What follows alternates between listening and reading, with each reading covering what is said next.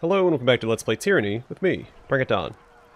It looks like this NPC is just whacking away on a piece of meat with an axe. And I'm pretty sure this guy's just carrying around a piece of meat. Alright, let's talk to Fifth Eye. The Fifth Eye, commander of the local Scarlet Chorus, surveys his camp, watching in stillness as all manner of violence and revelry occur around him. He offers a slight nod at your approach. Alright, so we don't talk to him again. Vrya Kel. Please, someone. I wish to bow before the voice of Narat.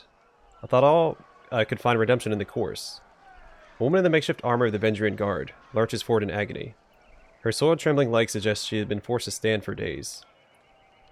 This one, he flippantly waves at the prisoner, was hollering earlier that she knows the location of the Vendrian Guard encampment, but she isn't being entirely honest. I told this thing. The prisoner turns pale for a moment, before a look of determination comes over her face. That I wanted to guarantee I'd live and be welcomed into the course as a captain. Then I'll talk. Otherwise, they'll just kill me once I've opened up. I was dumb enough to join with the Vendrian Guard, but I'm not dumb enough to give away my bargaining bronze. And why should I trust the words of an oathbreaker? I suppose I have no answer for that. Vrya's eyes fall to the ground as she swallows nervously.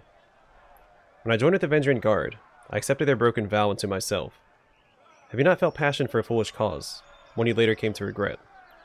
My surrender is sincere, and I'm willing to bow before the voice of Narat to prove it. Sounds a little like she's trying to assassinate the voices.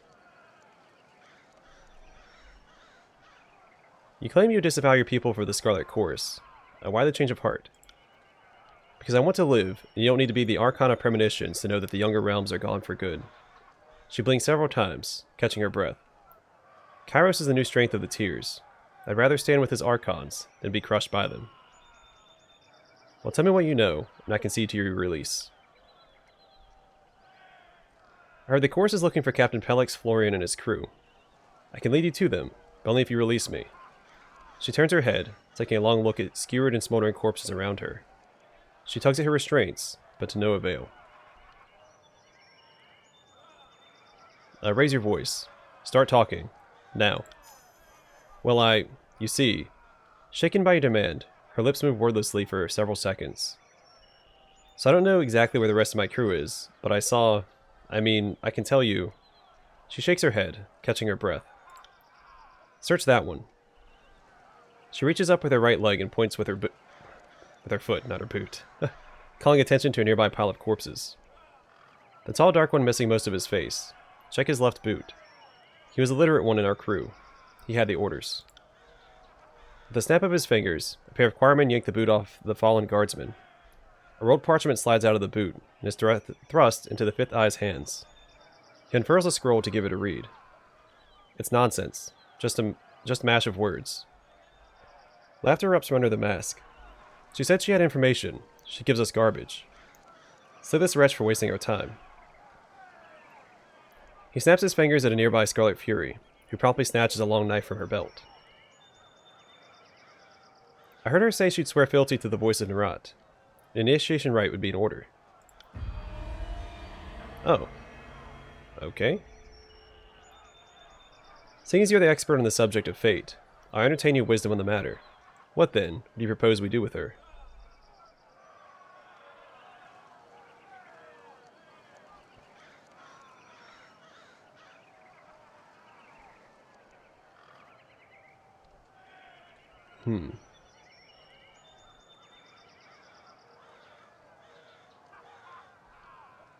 See, why would we send her back? This is an awful suggestion.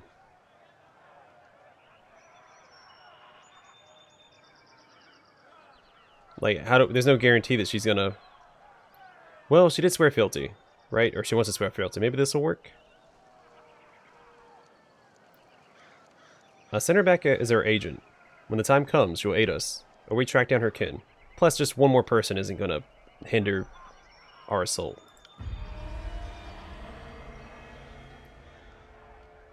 Oh, no, okay. Yeah, I don't think this is gonna work out how I hoped. I need to think of a good explanation for my escape. I'm certain I can return and avoid suspicion. Thank you. You will not regret this act of mercy. This will end amusingly, for the Vendrian Guard would be smart to assume she only escaped by our whims. You there. Philae barks at a pair of guardsmen, beckoning them forward. Release our newest recruit. She has orders to infiltrate the Oathbreakers. See that she is escorted to the river's edge. Yeah, that... I don't like that decision. Varia inhales deeply, flexing her fingers as she takes off the stiffness of being tied to a post for days. I'll return to the Avenging Guard, act well my part, and await further instructions from the chorus. With a nod, she follows her escorts out of the camp. Yeah, that was not... I should have... See, I didn't like the slave route. I didn't want her to kill the other guardsmen. But the other guardsmen probably would have been... I don't know. No need to dwell on it. We're no closer to finding the Oathbreaker's position. Not this cryptic mess. She promised us answers, and all she gave us was gibberish. Sorry to interrupt, but I highly doubt it's gibberish. More likely, it's one of the local scripts. The voice comes from another prisoner tied up next to Varia. An older gentleman with the quills, ink files, and parchment scrolls one finds on the sages of the School of Ink and Quill. Ink smudges cover his cheeks, temples, and ears. His clothes appear charred, and between the ribs of the fabric, you spot burn scars along his arms. Despite being emaciated and tied to a post, he offers a beaming smile. Who are you? Read the parchment for yourself. You unroll the parchment and see a message of modest length written with professional, albeit hasty penmanship. The Tearsmen speak the Canto, just like the Northerners, but they have half a dozen different ways of writing it. This particular script is unknown to you. Alright, now who are you? I'm Sage Lantry, one of the hired Quills that was coordinating missives between the Vendrian Guard captains. They aren't paying me anymore and aren't coming to my rescue. So I'll decipher that parchment for you. That's what smart prisoners do, right? Make themselves useful? Alright, so a sage. One of the longest surviving schools of magic in the Tiers, the School of Ink and Quill is a venerable institution devoted to the acquisition and preservation of knowledge, or so the sages profess. Putting more of their energy toward amassing knowledge than disseminating it, they began their scriptorium in 17 TR through a series of incremental expansions. The structure became the Vellum Citadel, only to be known as the Burning Library after Kyros' Edict of Fire brought ruination in 430 TR. Now all sages know magic, but those that have mastered the guild's traditional spells can employ magic of protection and preservation. It is a poorly kept secret that the sages have gradually acquired a wide array of magic practiced by rival mage guilds over the generations. Jeez. Show him the parchment. Oh wait, hold on. Hired Quills. Running a household or army requires a great deal of logistical know-how, and it helps to be literate and capable of maintaining your own records and ledgers. Most leaders employ assistants, known as hired Quills, to log harvest, schedule payments, balance payrolls, and dictate letters to friends and rivals. I show him the parchment. Can you read this? Well, let me see. I can't...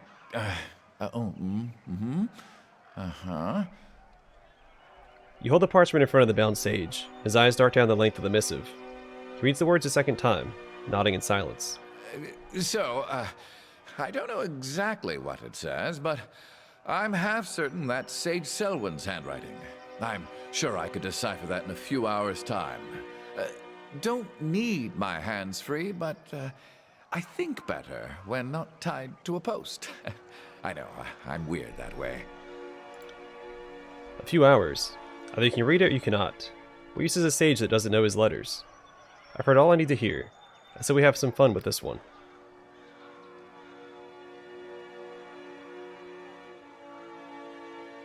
It can't hurt to give him a few hours. You read the edict. I don't need to tell you the sundial is working against us.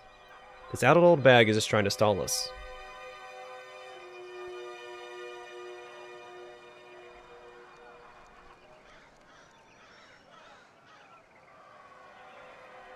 Yeah, untie him and give him a chance to translate. Again, I'm trying to expedite this whole situation because I'm responsible for getting this assault done with, so I have the authority to give this demand. Untie him, give him a chance to translate. Are you giving me orders, Binder? Does this look like Tunon's court? Last I checked, only the Archon of Secrets can tell me what to do with the prisoner. The Crimson Steer pounds his staff on the ground. This old man wants freedom. We shall give him his fair shot at a trial. Fatebinder, I beseech you, be my advocate for this trial. I'm no fool. I know the chorus uses blood, not words, to settle these matters. But you are a servant of the Archon of Justice, are you not?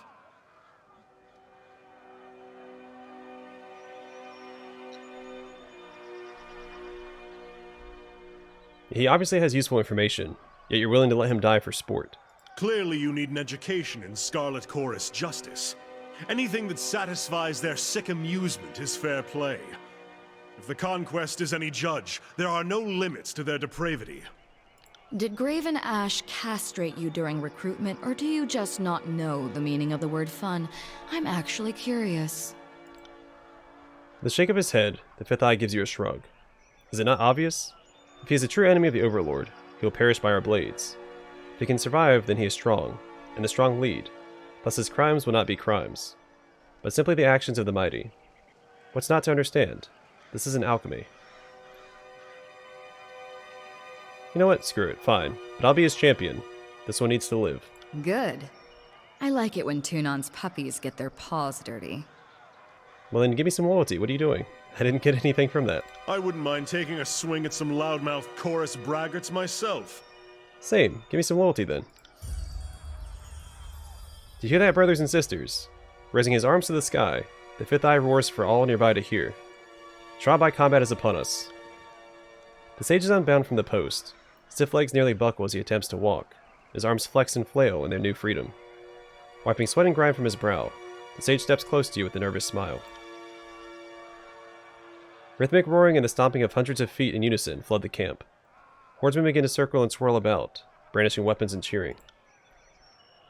If they got this worked up to fight the enemy, eventually the war would be over by now. Begin the chant of gathering. Let the warriors know that tonight's entertainment will soon commence. I figured this would be the best way to handle this. It's something the Scarlet Chorus understands and respects, so... brothers and sisters, who amongst you sets the standard for strength? Who amongst you will help winnow the weak from the strong? The fifth eye waves his hand in the air, drawing in a gathering of Chorus soldiers.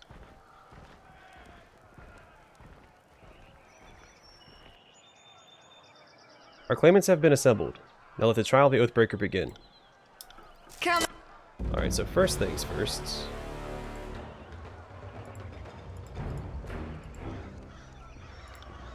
Actually, I have the... No, that's the right weapon. Need to get him up front. I don't know what he's casting.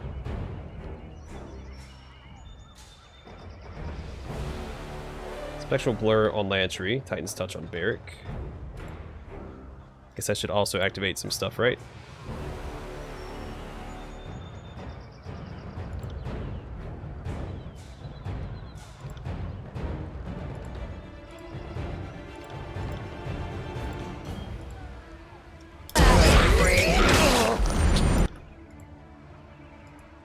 Alright, she needs to run away, but she can take attacks of opportunity. Yeah, that's fine.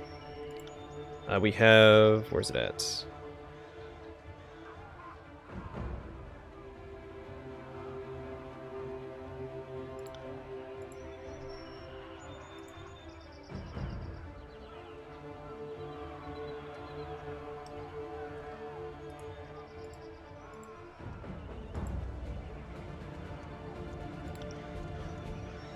Not thrust, I want cleave. Like so. I don't know what Lantry has, so that's, let's see, Quill Strike. Renewal.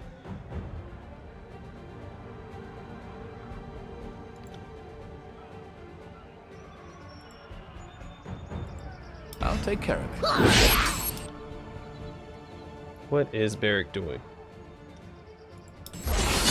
Oh, he's in range, that's right. He's just, he's using a spear, so he's further away than he normally would be.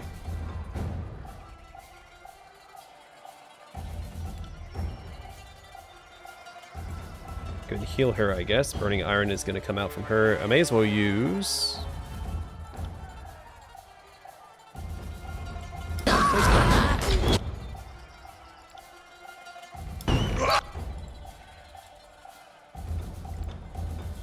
See, where's Thrust at?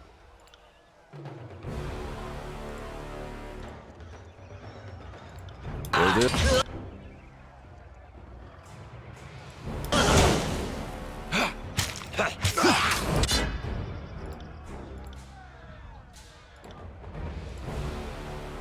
Alright, Barrick's doing okay. We're in pretty good shape.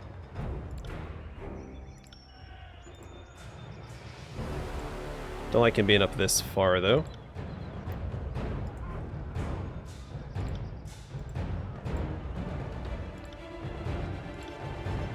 I'm on it. Should probably focus fire and not be as split up as I currently am.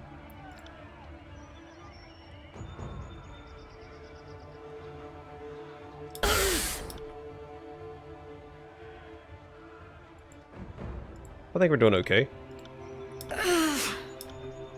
They haven't lost any units yet, though. Yeah, I should be focusing fire. Not splitting my attention like I'm doing.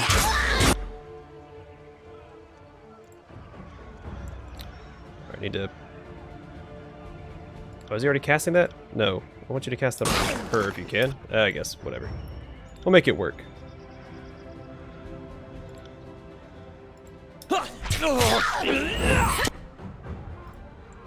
Oh, she's in trouble.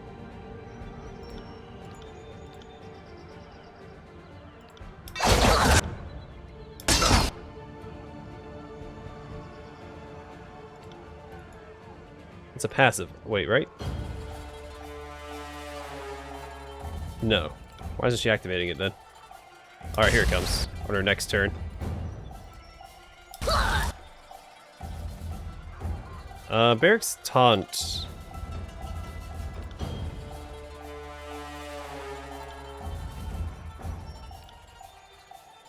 Ooh, Surge of Glory. Let's do it this way. She's probably gonna go... Well, health potion. I want that instead. Yeah, okay. Okay, there we go. Keep gonna have health potions. Pretty good stuff. Let's see if we can get a heal off. Oh, that's Quicken. That's not what I was after. Oh, it's restoring touches and back up. Okay. Got it. And then we have... Do I have to use that through my character? Oh no, my character's busy. That's why I can't use it. Got it.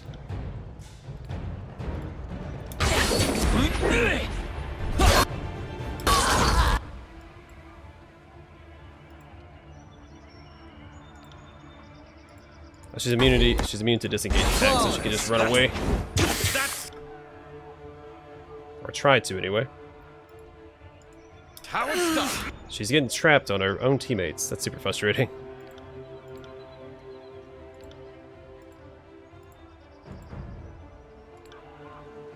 Super frustrating indeed.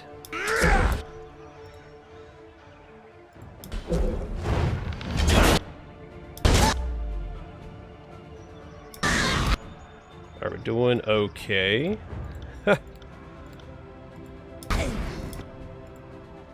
And what else do I have? Thrust. On it. Nice. Alright, everybody get the last guy.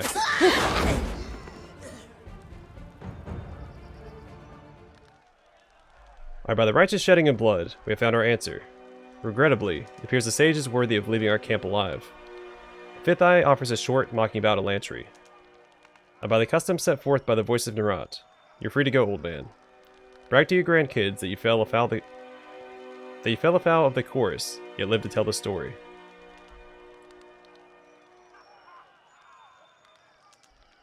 To the old man, are you hurt? Not in any lasting capacity. I'm jostled but fine. Now, I believe I have a parchment to translate, lest I anger the powers that be.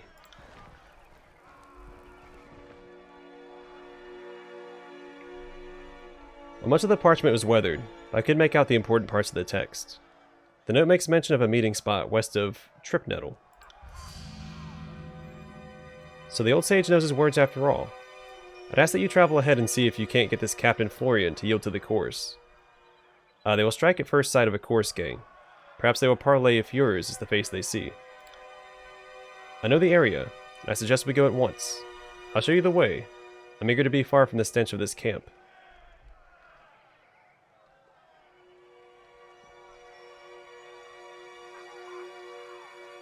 You're offering to come with me. Why? Because the alternative is, what? Living here with these illiterate brutes?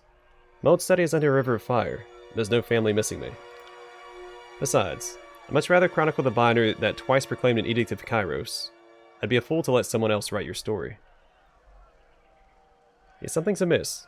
There's a lot of fight in you for an old scholar. Now you're offering to join this expedition. I've met sages every bit as cutthroat as hardened gang bosses. They act the part of doddering scribes, but don't let that fool you. Smart for someone your age to be so mistrusting, but I'm not with the Oathbreakers, if that's what you're fishing at. I worked for them under duress, but I have no love for them, or of them. I'm not about to pledge to the course. The disfavored wouldn't have me. Still, I consider myself a Kyros-fearing vassal of the Overlord's empire all the same. For as long as I've been a sage, I've been trained to defend myself. We don't spend all our time binding books and sketching wildlife, just most of it. For centuries we've been in a quiet war with the School of Tides, and the School of Wild Wrath. You can't travel alone as much as I do, and not know the Bronze Dance.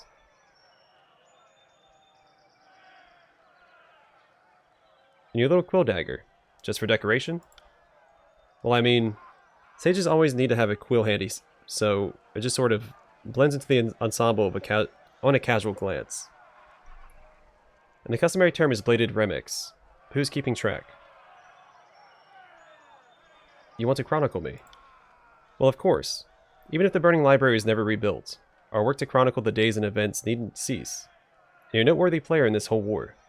I can't think of another living Fatebinder that has been twice given the honor of proclamation. Fine. If you're so eager, come with me. Splendid. You won't be disappointed. I know I may seem old and frail, but I know how to step lightly and how to not get killed. Really, I won't slow you down. Lead the way, and let me know if I can be of service. Are we done here? Let's hightail it to Tripnettle. If your new pet doesn't behave himself along the way, I'm not above clipping his ears. Alright, so we got a new compatriot. So I think that quickness is going to be really effective on him because he has, there's no mana and there's no spell limit per day. It's all just based on cooldowns. So I think quickness is a lot more valuable than I'm giving it credit for. Or at least I have so far. So I'm going to give him quickness instead. He has 43 lore, which is pretty good.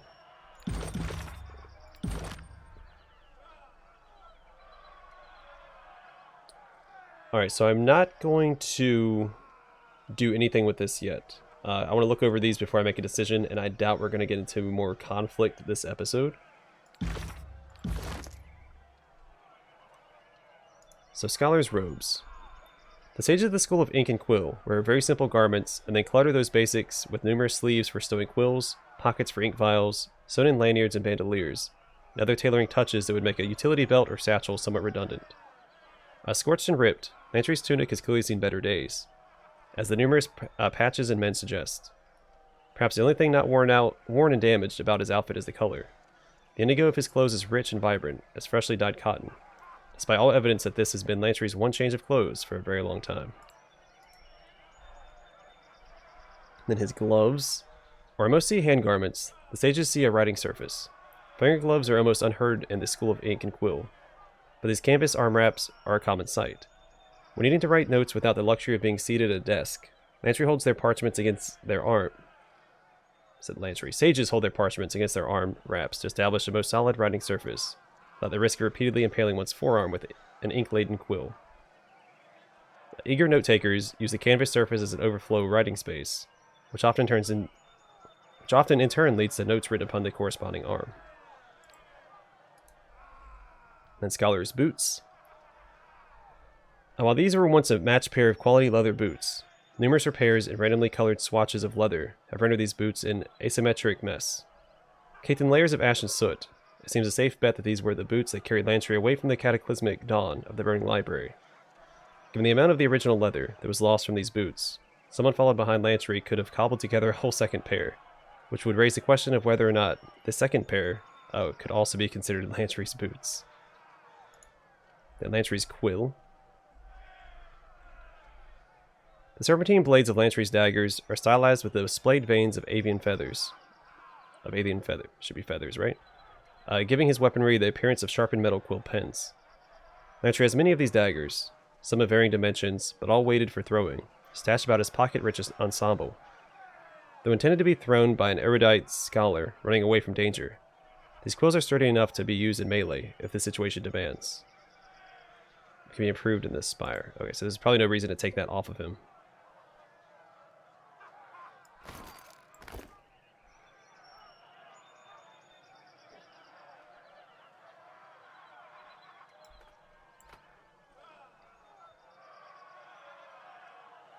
Alright, Skycap would be really good on him as well.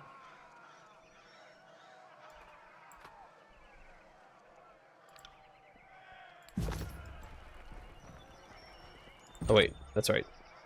Not doing that yet. I do want to talk to... At your service, Fatebinder. First bows with an added flourish. What do you need?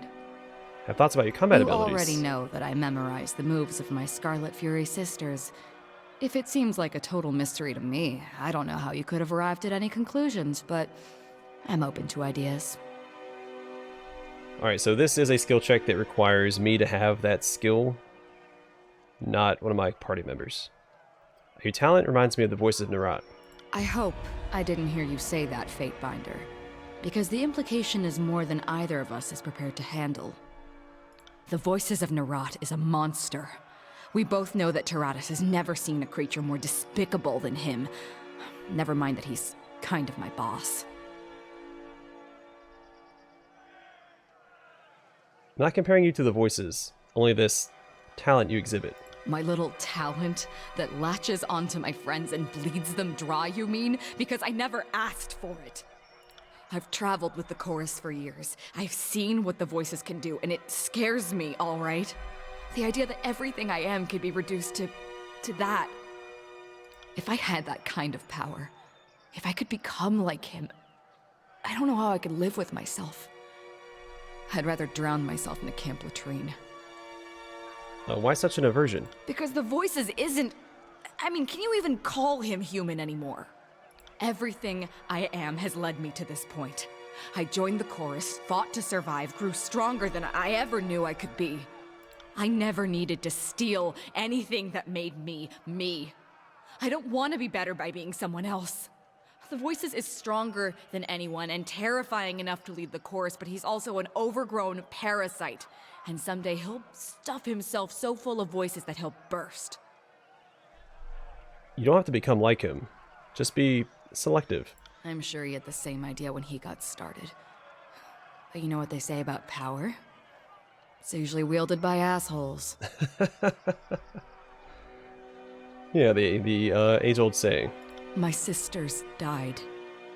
You should have seen us. We were amazing together. I didn't mean to take away what made them special, but I did it all the same. And let me tell you, it felt terrible. If I lived a century, I might never figure out how to make that happen again. And more importantly, I don't want to. Alright, cool. Well, at least we got that check done with. Subterfuge. 45. I forgot what this is at. Over here. 47. So close. Alright, so we're actually going... Oh.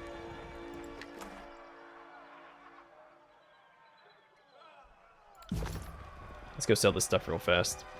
And I'm going to head back to the first area. I know we're on a timeline.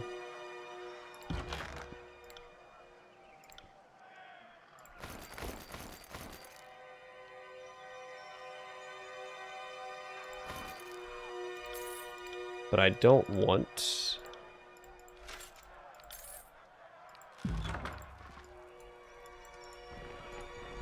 Can't do that. I'm gonna go back and grab the stuff that I missed earlier. Sorry, and I can't. also, maybe it'll give us enough subterfuge to come back and grab this chest as well. We still have 8 days. Like, we haven't really lost any time. It only takes like an hour or two to get between each location. So if I want to go back here, yeah, 4 hours. That's not so bad. Encounter Adventuring's Will. As you make your way along one of the wide dirt roads that winds through the forest of Old Apex, the mountains loom above you on every side.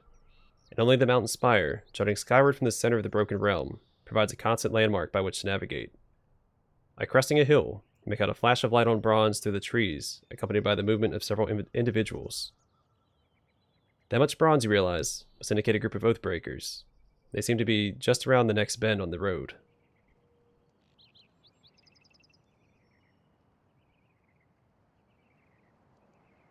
Yeah, let's approach quietly. That's a smart choice. Keeping low and using the thick foliage as cover, you move carefully through the underbrush, marking the concave bend in the road. The far side of the bend slowly resolves in your view, revealing not one patrol of warriors, but two. Apex heraldry and heavy bronze scale marks the first group as members of the Vendrian Guard. The other warriors, however, wear rings of bronze set in heavy cured leather, a sigil on their tabards styled in the likeness of the Bane. You recognize them from your time as governor of Lethian's Crossing. These are members of the Bronze Brotherhood, brutal mercenaries out of Haven. Let's spy on them. Moving with extreme care, you close to within listening distance of the two groups. As you eavesdrop on them, it becomes immediately clear that the Vendrian Guard hope to recruit the mercenaries, explaining to them in no uncertain terms that the Citadel of Vendrian falls. Kyros' edict will slay every tiersman confined within the valley. Such is the way of the Overlord, the Oathbreaker tells the mercenary. His troops die, or we all die. There's no middle road, no parley, and no quarter.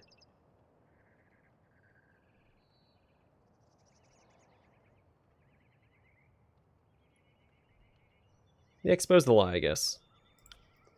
You step forward, revealing yourself from the brush, sending the tiersmen scrambling to ready a bristling bronze wall of spears, swords, and shields.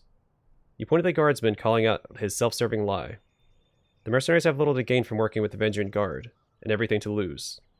The Edict of Execution shall slay those in the valley, only if the Citadel does not fall to Kyros' forces. You should know, you tell them. The edict was issued by your lips. Even as the Vendrian Guardsmen howl for your head and advance on you with weapons drawn, the mercenaries holster their arms and withdraw into the woods. Suckers. Oh, I didn't equip more spells on Lantry. I'll probably deal with that off camera. Come and finish it, Northern Lapdog. Well, I want to go grab this instead. Oh, nope, they're coming for me. Let's do this first thing. We'll have him...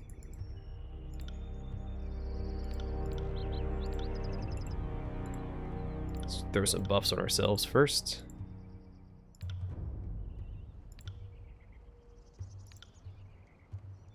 I'll take that.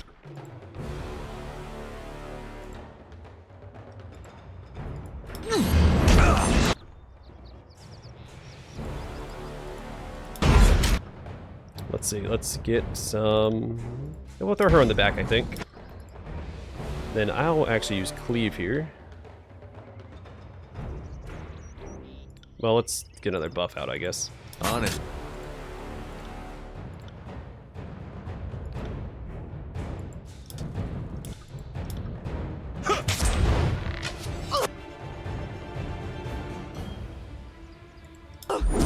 I better go deal with the guys in the back. Lantry's in trouble. We have a taunt, though. Let's use that.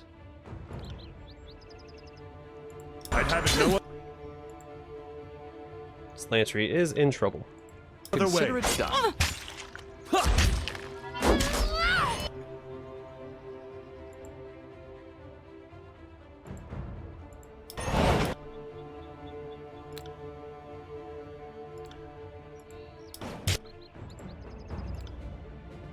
Where is, let's see, Skewer. Combat's gonna be a little rough because we haven't had a lot of it, so I still have to get used to it.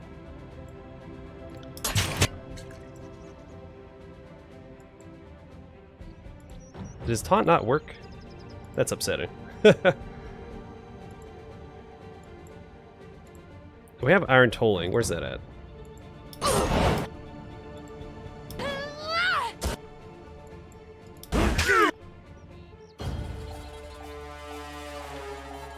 As you command. She got knocked down somehow. That's not good. Please keep helping out over here, buddy.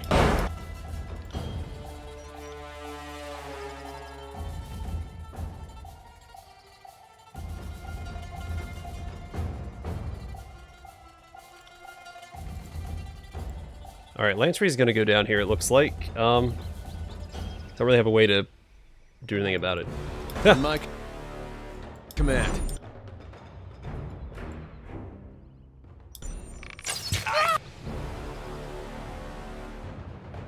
Can feel my. Oh, that's right, she's doing a thing. It's alright, we still have this under control, it looks like. Slowly but surely. I kinda wanna get him. Is he engaged with this guy? I think he is.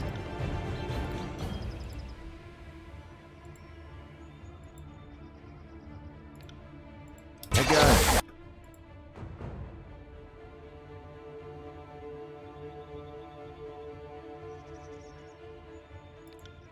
Actually, let's use this instead.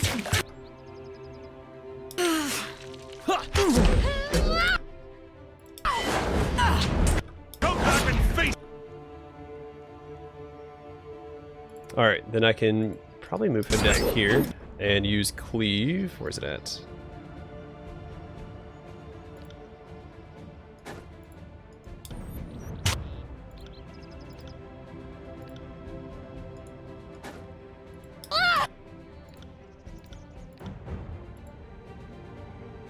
We're still in pretty good shape, except for Lantry, of course.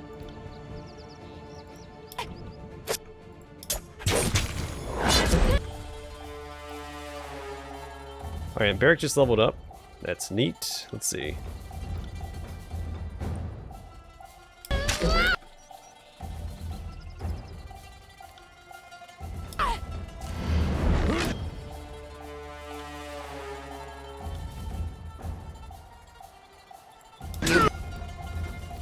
Alright, let's get a thrust out. Combat's so weird because they threw so many abilities at us because we leveled up so many times before we got our second engagement. So it's taking a little while to get used to.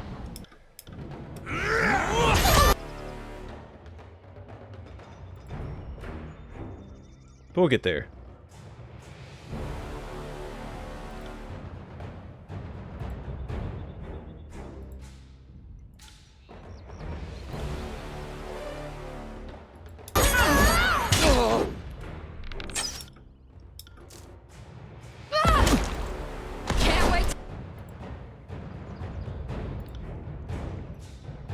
Alright, let's do Titan's Touch for the health, I think. Sorry, I can't. My guy's in a little bit of trouble. Let's pop a healing potion. Barrick, what you got, buddy? Use some magic, please. Thank you. Fire ass! Did I always have this much blood? Nice. Nice, nice, nice. Do that for me, and I will use some magic on this guy. That should take him out. On it. Alright.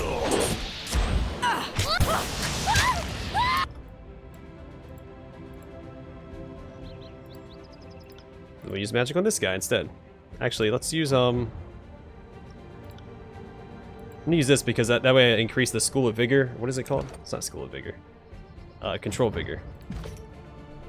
I like that class of magic so far. Right.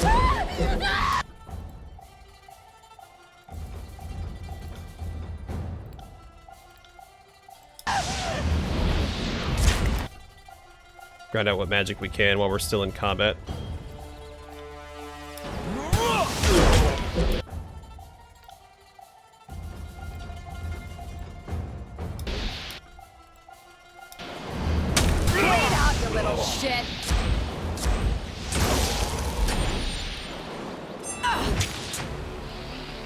Alright, we should just take him down, right?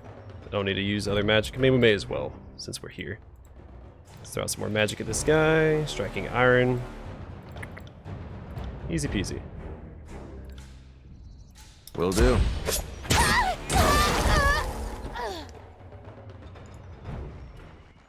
Alright, Lantry, welcome back. So, does he get a wound, right? Yeah, wounded, so minus 10% max health. Cleared on rest. Cool, and we gotta level up with Barrick. We'll deal with that next time. I'll look over all the talents and see what I'm gonna pick next.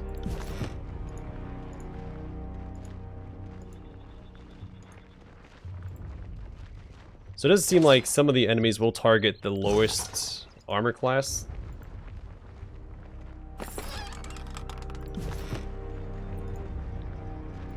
Which is not what I was expecting. I'm so used to like Pathfinder, where they attack the and like Atom RPG, where they attack the closest ally.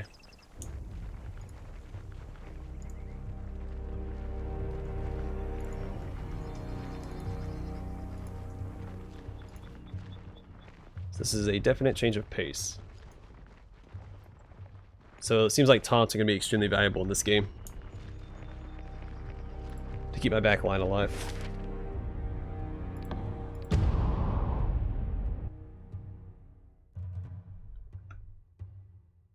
So I know that we're already over time for the episode by a little bit, but I may as well commit to it, right? I'm going to go grab this loot. So the next one we can go to one of those new locations. Can't do that. No need to dilly-daddle. Can't do that.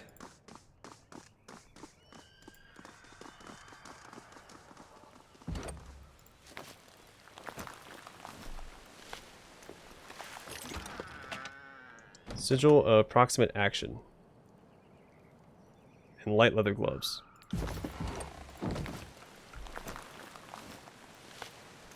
Can't do that. All the way to the other side. To grab that lore item. The torque off this memorial.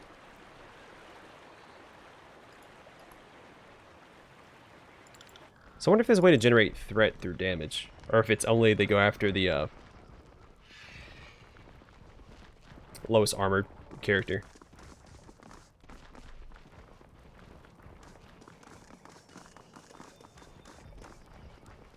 Or maybe it's only certain AI that target the lowest armor class, because it was like a rogue type character that went after him, if I'm not mistaken.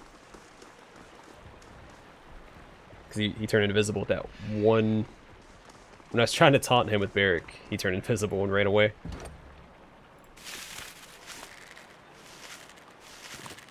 The combat should smooth out as we go, but that's only what our second and third encounter. Alright, so you recognize the corroded bronze torque as a relic of Tiersman folklore.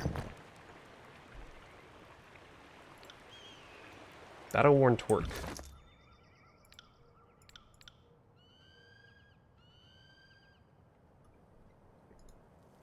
This foundry may have once decorated the neck of a soldier or noble. It's too aged to tell. Ooh, +1 vitality. I think I'll give that to my character. I'll give this to Barrick, since he should be surrounded by enemies anyway.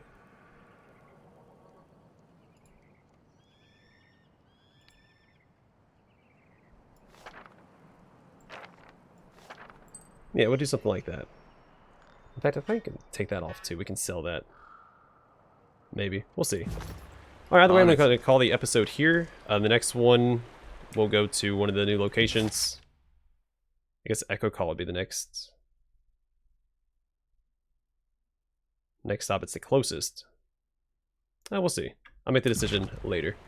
Anyway, thanks for watching. I'll see you guys in the next one.